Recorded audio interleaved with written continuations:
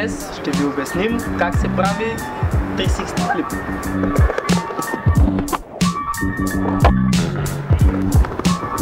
Не е много трудно, малко е сложно, после става чудно.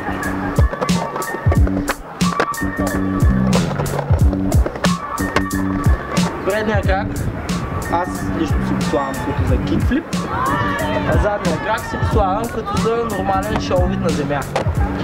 Цялата схема е в задния крак.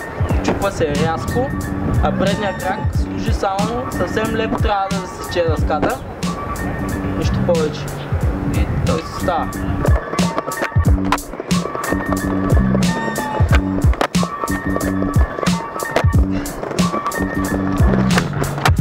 Когато правя 360 флип, повече гледам дали ще чукна както трябва и по това усещам дали ще ми стане самия трик. Ако не съм чукнал достатъчно силно, ако съм чукнал по-слабо, усещам, че не става и той не ми се завърта под краката.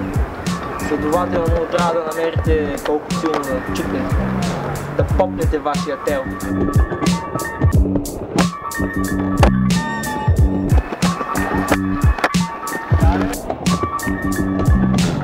Иска се малко повече практика и само с супер става и с DigiCase, нищо друго.